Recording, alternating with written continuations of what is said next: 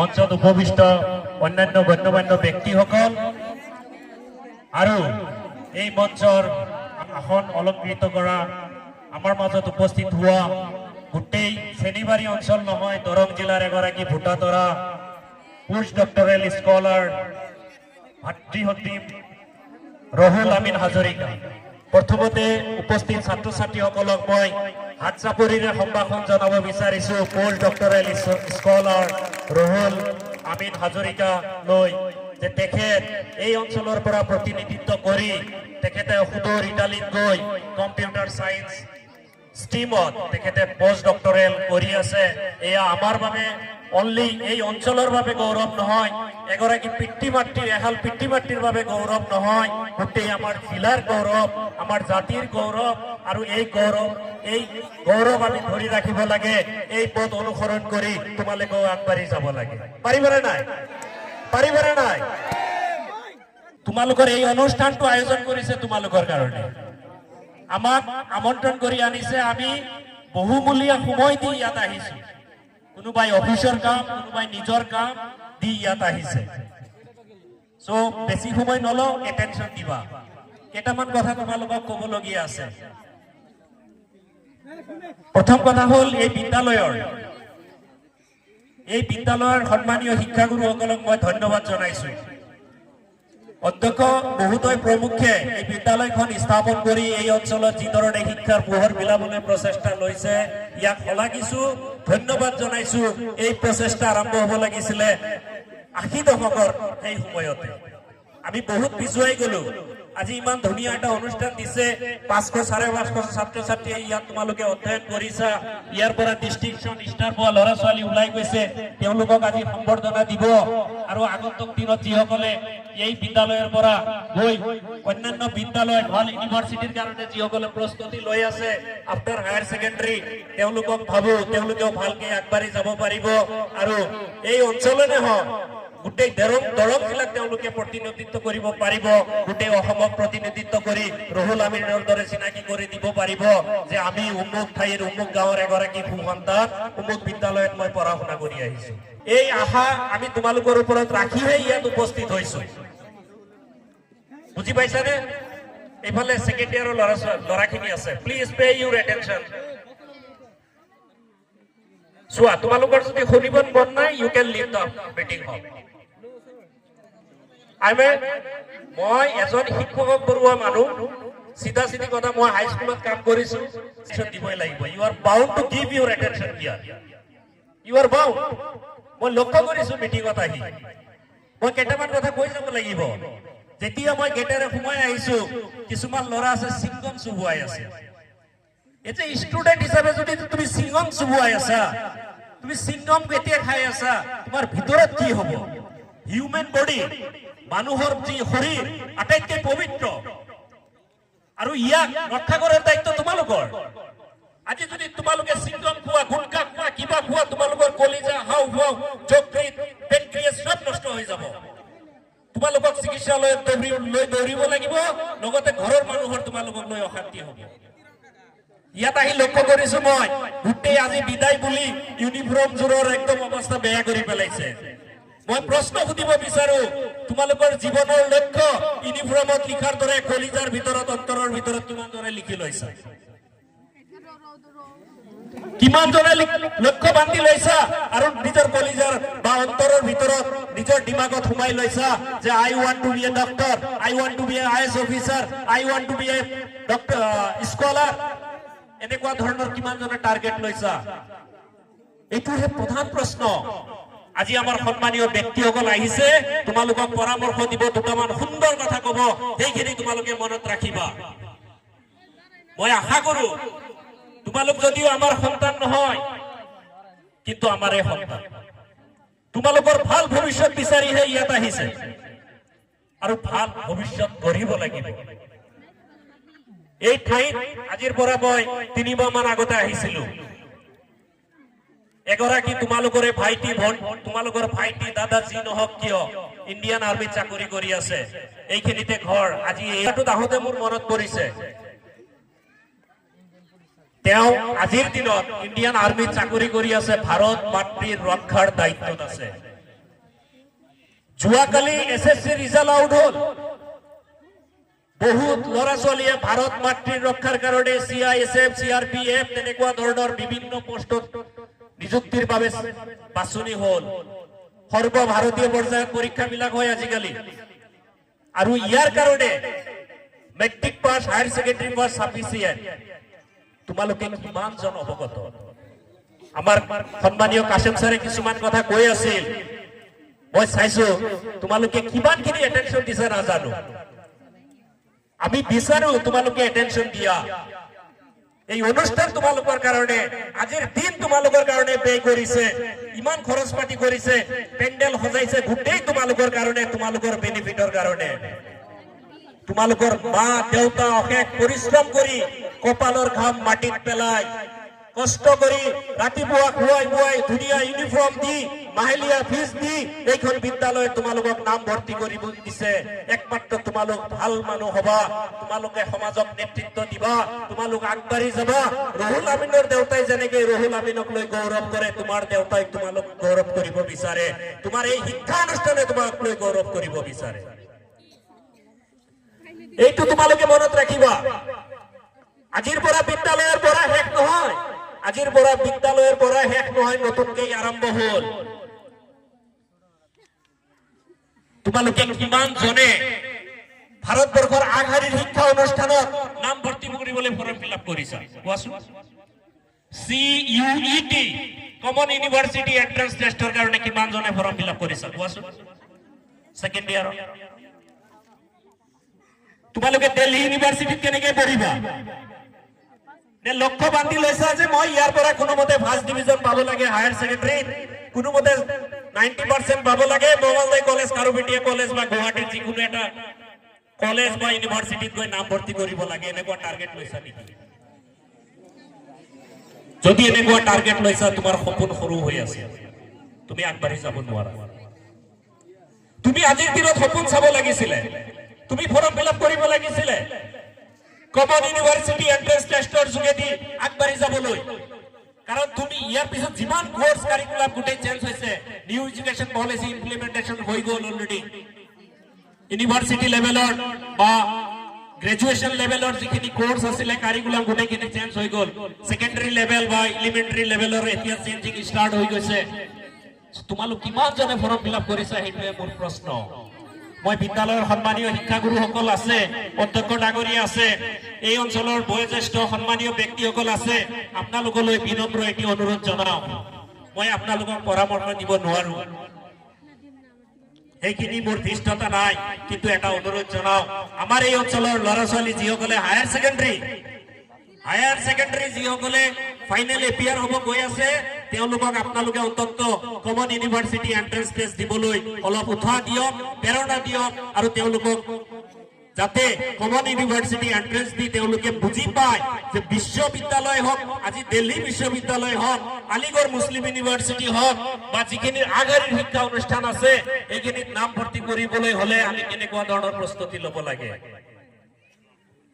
31 জানুৱাৰী 31 জানুৱাৰী last date মনত ৰাখিবা আজি তোমালোকৰ প্ৰথম কাম হ'ব লাগে মই কমন ইউনিভাৰ্চিটি এন্ট্ৰেন্স দিম মই যদি তেজপুৰ চেণ্ট্ৰেল ইউনিভাৰ্চিটিত পঢ়িব যাওঁ মই যদি শিলচৰ চেণ্ট্ৰেল ইউনিভাৰ্চিটিত পঢ়িব যাওঁ কেন্দ্ৰীয় বিশ্ববিদ্যালয়ত পঢ়িব যাওঁ মই কমন ইউনিভাৰ্চিটি এন্ট্ৰেন্স টেষ্ট দিব লাগিব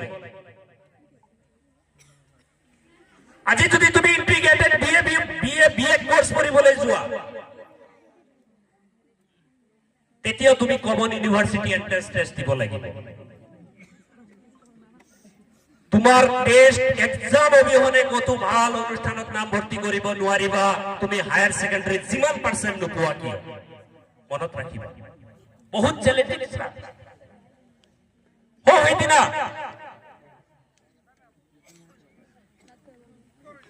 সেইদিনা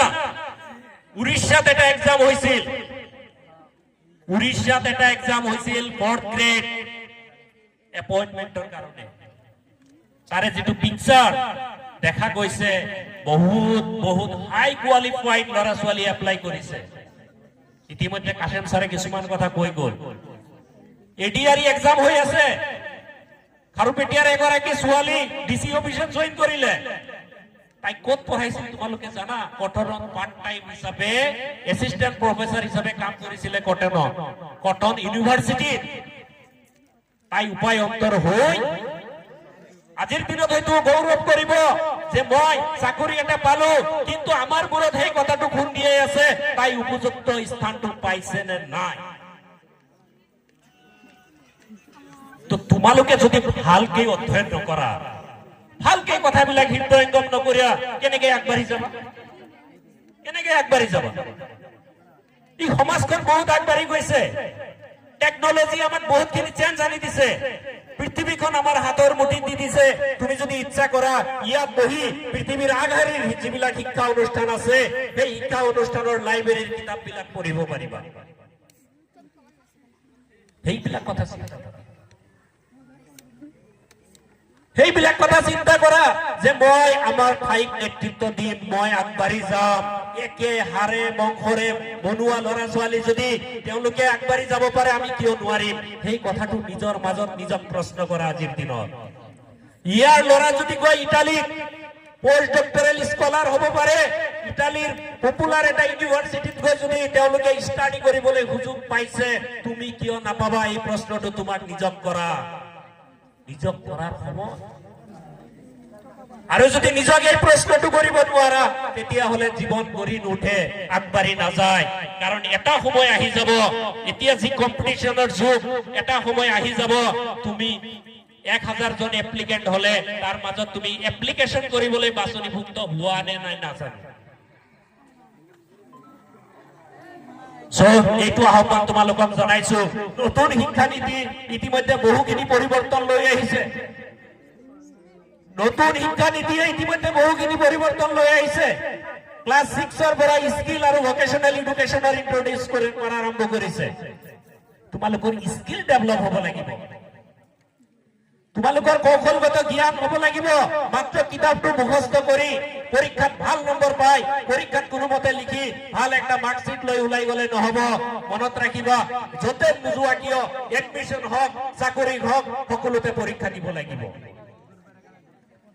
আৰু তুমি তোমাৰ জীৱনটো সেই আগবঢ়াই লৈ যাব বিচৰা কেইটামান বস্তু তোমাৰ মাজত থাকিব লাগিব। এটা হ'ল তোমাৰ সাহস থাকিব লাগিব, তোমাৰ কাৰেজ থাকিব লাগিব, তুমি সাহসী হ'ব লাগিব, তোমাৰ কনফিডেন্স থাকিব লাগিব, তোমাৰ গুড কেৰেক্টাৰ থাকিব লাগিব, চৰিত্ৰ ভাল হ'ব লাগিব, সৎ হ'ব লাগিব, আদৰ্শৱান হ'ব লাগিব। সৎ চৰিত্ৰ যদি তোমাৰ মাজত নাই, তুমি কেতিয়াও আগবাঢ়ি যাব নোৱাৰিবা। আৰু এইটো বেছিকে সমস্যা হৈছে আমাৰ অঞ্চলত চাৰিত্ৰিক সমস্যাটো বহুত বেছি সমস্যা দেখা গৈছে। শিক্ষা অনুষ্ঠান বিলাকত দেখা গৈছে ছাত্ৰ ছাত্ৰীয়ে শিক্ষকৰ লগত যি ছাত্ৰ গুৰু শিষ্যৰ যি সম্পৰ্ক, সেই সম্পৰ্কৰ পৰা বহুত দূৰত গুচি গৈছে। ইয়াৰ উপৰিও তোমাৰ লাগিব কমিউনিকেশ্যন স্কিল। এই কমিউনিকেশ্যন স্কিলৰ প্ৰধান বস্তুটো হ'ল তুমি ভাল এজন লিসেনাৰ্স হব লাগিব, শ্ৰোতা হব লাগিব। তুমি বেলেগে কোৱা কথাবোৰ ভালকে অধ্যয়ন কৰিব লাগিব। কোনে কি কৈছে এই কথাবোৰ সুন্দৰকে তুমি শুনিব পৰা হ'ব লাগিব, তুমি বুজিব পৰা হ'ব লাগিব, বেলেগৰ কথা শুনিব পৰা হ'ব লাগিব, তাৰ পিছত কমকে ক'ব পৰা হ'ব লাগিব। আৰু যিখিনি কথা কবা শুদ্ধ, স্পষ্ট, সত্য, অৰ্থযুক্ত হ'ব লাগিব। আজি যদি আমাৰ ল'ৰা ছোৱালীৰ এই সমস্যাটোৱে বহুখিনি পিছুৱাই লৈ গৈছে, আমাৰ ল'ৰা ছোৱালী কমিউনিকেশ্যন স্কিলত বহুতখিনি গেপ। আমি বহুত কথা জানো, কিন্তু আমি উপস্থাপন কৰিব নোৱাৰো, মানুহক ক'ব নোৱাৰো। আমি মানুহৰ আগত থিয় হ'ব নাজানো, আমি মানুহৰ আগত এপ্ৰোচ কৰাৰ আমাৰ দৃষ্টিভংগী ভাল দৃষ্টিভংগী নাই। এইখিনি কথা তোমালোকক আহ্বান জনাইছো। মঞ্চত উপবিষ্ট সন্মানীয় আৰু ব্যক্তিসকল আছে, সন্মানীয় শিক্ষাগুৰু আছে, তেওঁলোকে তোমালোকক পৰামৰ্শ আগবঢ়াব। আৰু আশা কৰো তোমালোকে সেই পৰামৰ্শখিনি খুব ভালকৈ অনুসৰণ কৰিবা। যিসকলে হায়াৰ ছেকেণ্ডাৰী পঢ়ি আছা, এইবেলি ফাইনেল এপিয়াৰ হবা, তেওঁলোকে কিন্তু এটা কথা মনত ৰাখিবা, হায়াৰ ছেকেণ্ডাৰী পাছ কৰাৰ পৰীক্ষা দিয়াৰ পিছত যিখিনি সময় পাবা, ক্লাছ 6ৰ পৰা ক্লাছ 12লৈকে যিমান কিতাপ আছে যোগাৰ কৰি একবাৰ তুমি বেক কৰি যাবা, ৰিভিজন কৰিবা। তোমাৰ আৰ্লিয়াৰ যিখিনি ষ্টাডি কৰিছিলা ক্লাছ 6ত, 7ত, 8ত ক'ত ক'ত তোমাৰ গেপ আছে।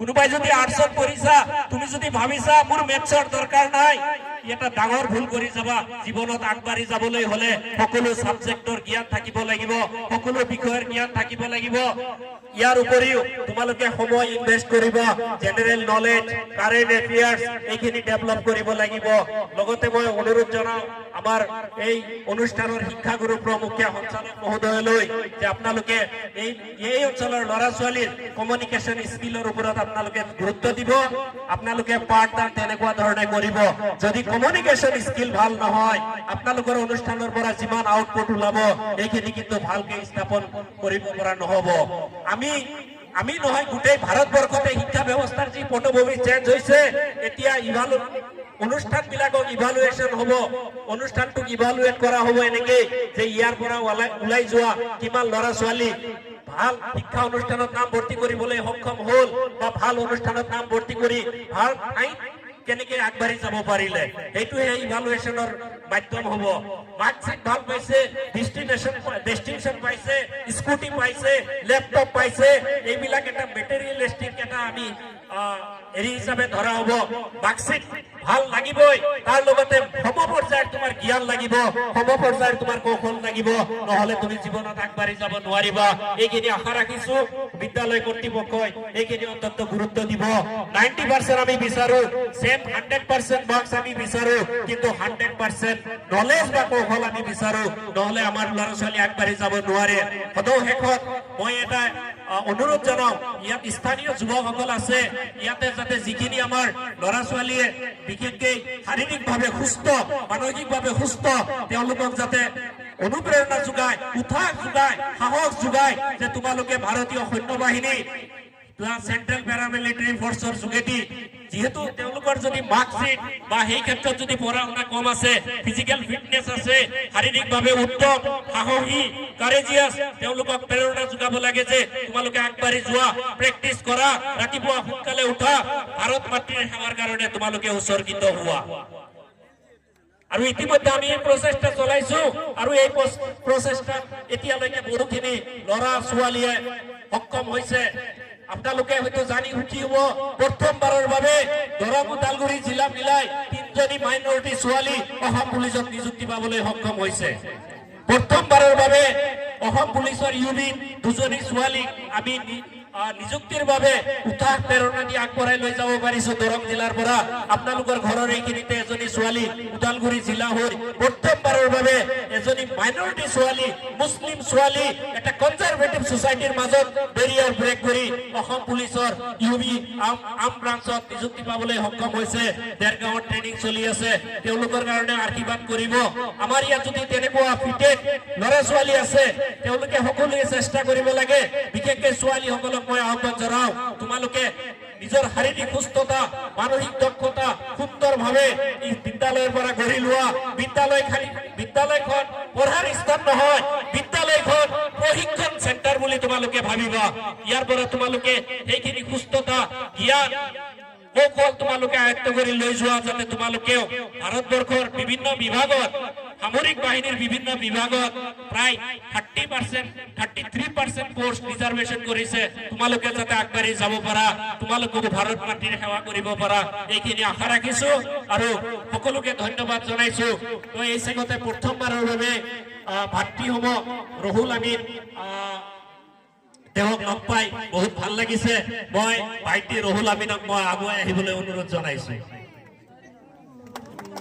সো এটা খুব ভাল মুহূৰ্ত মই ভবা নাছিলো যে ইয়াত আহি লগ পাম আৰু আমাক যি সন্মান যাচিছিলে এই জাপিটো মই ভাইটি ৰহুল আমিনলৈ আগবঢ়াবলৈ লৈছো আৰু তেখেতৰ দীৰ্ঘায়ু কামনা কৰিছো পোষ্ট ডক্টৰেল ষ্টাডি কৰি তেওঁ যাতে কম্পিউটাৰ সায়েন্স ডিপাৰ্টমেণ্টত আমাক নেতৃত্ব দিব পাৰে আমি যাতে ক'ব পাৰো যে হাৰ্ভাৰ্ডে হওক অক্সফৰ্ডে হওক কেম্ব্ৰিজে হওক মেছেচাৰিটিছ ইনষ্টিটিউটে হওক তাত আমাৰ এজন সন্তান আছে আমাৰ এজন ভাইটি আছে এই অঞ্চলৰ এজন ভোটাৰৰে তাতে ষ্টাডি কৰি আছে আৰু আমি যাতে চিনাকি দিব পাৰো তেওঁৰ উজ্জ্বল ভৱিষ্যত কামনা কৰিছো লগতে ছাৰৰো কৃতজ্ঞতা স্বীকাৰ কৰিছো গৌৰৱী সন্তান এজন পিতৃৰ বুকু কিমান ফুলি উঠে সেয়া মই অনুভৱ কৰিব পাৰো। ধন্যবাদ জনাইছো ভাইটিক, কাৰণ এইখিনিতে এটা কথা ক'ব লাগিব, আমিও এখন ঘৰৰ সন্তান আছিলো, যি ঘৰৰ সন্তান মোৰ দেউতাই হাজিৰা কাম কৰিছিল। মোৰ ঘৰতো এজন অৰ্থপেডিক্স ওলাই আহিছে, এজন ডক্টৰ ওলাই আহিছে, যিজনে এতিয়া হয়তো মুম্বাই চিভিলত সৌহিদিনা জইন কৰিবলৈ সক্ষম হলে। তাৰ ফেলিচিটেশ্যন প্ৰগ্ৰামত আজি হয়তো ছাৰ মনত আছে নে নাই, মোৰ মনত আছে, ইমান আলী ছাৰে এটা কথা কৈছিল যে হায়াৰ ছেকেণ্ডাৰীত যদি আমাৰ এজন ল'ৰাই ষ্টেণ্ড কৰিবলৈ মাস্ক পোৱা নাই, প্ৰেক্টিকেলত মাস্ক কমাই দিছে, এই চেণ্টাৰ খাৰুপেটীয়া হায়াৰ ছেকেণ্ডাৰীত হ'ব লাগে প্ৰেক্টিকেল চেণ্টাৰ। এই ডিমাণ্ডটো ইমান আলী ছাৰৰ পৰা আহিছিলে। আজি সেই মুহূৰ্তলৈ মই ঘূৰি যাব বিচাৰো। 2014 চনৰ খাৰুপেটীয়া ৰাজমহল কলেজৰ বাকৰিত যি ডিমাণ্ড দিছিল, সেই ডিমাণ্ড মৰ্মে খাৰুপেটীয়া হায়াৰ ছেকেণ্ডাৰীতে আজি সায়েন্স প্ৰেক্টিকেলৰ চেণ্টাৰ হৈছে। আমাৰ ল'ৰাই ইয়াতে পৰীক্ষা দিব পাৰে। আশা কৰো ইয়াৰ পৰা এনেকুৱা ধৰণৰ আৰু ছাত্ৰ ওলাব লাগে, যি আমাক চিনাকি কৰাই দিব, আমাক আগবঢ়াই লৈ যাব দিব। পৃথিৱীত জ্ঞানৰ কোনোদিনা মৰণ নহয়, জ্ঞানীৰ কেতিয়াও মৰণ নহয়, জ্ঞান স্তম্ভিত হৈ থাকে, জ্ঞান স্টেচু অফ লিবাৰ্টিৰ দৰে থিয় হৈ থাকিব। জ্ঞান কেতিয়াও হেৰাই নাযায়, সাগৰৰ তলিত পৰি নাযায়। জ্ঞানেৰে বিশ্ব জয় কৰিব পাৰি, জ্ঞানেৰে আগবঢ়াই যাব পাৰি। জ্ঞান আৰু কৌশল যদি তোমাৰ মাজত আছে, তুমি আগবাঢ়ি যাব পাৰিবা। আজি জহৰাট মামদানি যদি নিউয়ৰ্ক চিটিত তেওঁ মেয়ৰ হিচাপে বাছনি হ'ব পাৰিছে, আমাৰ ল'ৰা ছোৱালীয়ে কিয় নোৱাৰিব?